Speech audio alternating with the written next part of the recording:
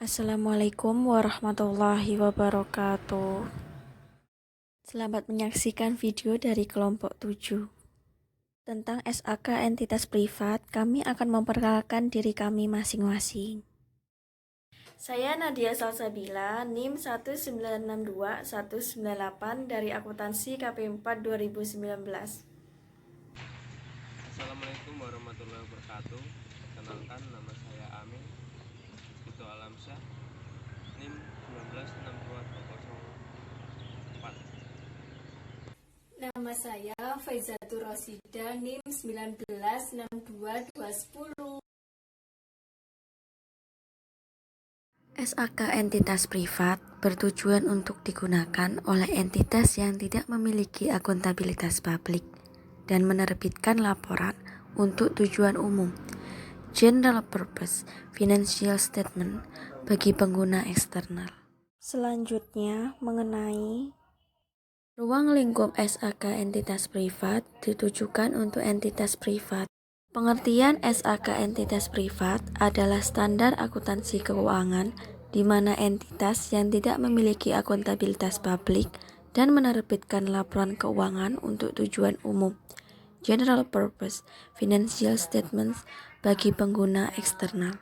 Setelah itu, contoh pengguna eksternal adalah pemilik yang tidak terlibat dalam pengelolaan bisnis, kreditor yang saat ini dan potensial, serta badan pemeringkat kredit. Yang berikutnya mengenai tujuan laporan keuangan entitas privat, menyediakan informasi tentang posisi keuangan, kinerja, dan arus entitas yang bermanfaat dalam pengambilan keputusan ekonomi oleh sejumlah besar pengguna yang tidak dalam posisi dapat meminta laporan keuangan khusus untuk memenuhi kebutuhan informasi tertentu.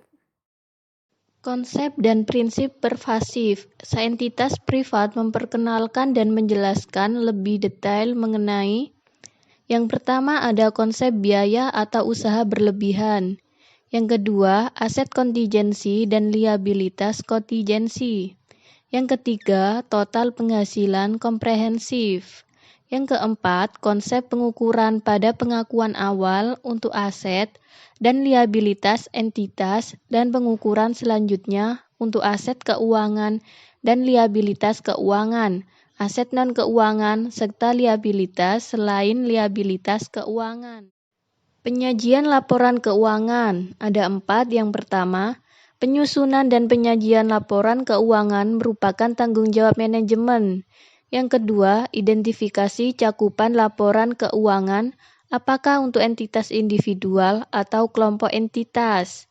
Yang ketiga, memperkenalkan laporan penghasilan komprehensif yang merupakan bagian dari persyaratan dari laporan keuangan lengkap. Yang keempat, menjelaskan penyajian informasi yang tidak diisyaratkan oleh SAK. Laporan keuangan lengkap ada 4. Yang pertama, laporan posisi keuangan. Yang kedua, laporan penghasilan komprehensif dan laporan laba rugi. Yang ketiga, laporan perubahan ekuitas dan laporan laba rugi dan saldo laba. Yang keempat, laporan arus kas. Untuk materi selanjutnya dilanjutkan oleh Kak Amin. Kebijakan akuntansi, estimasi dan kesalahan. Standar akuntansi keuangan. Entitas privat hanya memperkenalkan entitas untuk mempertimbangkan persyaratan dan panduan dalam standar akuntansi keuangan. 2. Menambahkan beberapa kondisi yang termasuk perubahan kebijakan akuntansi dan bagaimana penerapan serta jika entitas sulit membedakan perbuatan antara perubahan kebijakan akuntansi atau estimasi akuntansi maka diperlukan sebagai perubahan dalam entitas akuntansi. Berikutnya, Akuntansi keuangan etnis privat menjelaskan apa saja perlakuan akuntansi termasuk pengukuran awal dan pengukuran selanjutnya, penurunan nilai aset keuangan dan penghentian pengakuan aset keuangan atau liabilitas keuangan serta mengatur mengenai lindung nilai. Hal lain diatur oleh standar akuntansi keuangan etnis privat, laporan keuangan konsolidasian dan laporan keuangan tersendiri. instrumen keuangan tentang lindung nilai, kombinasi bisnis, goodwill, hibah pemerintah, pembayaran berbasis saham, hiperinflasi,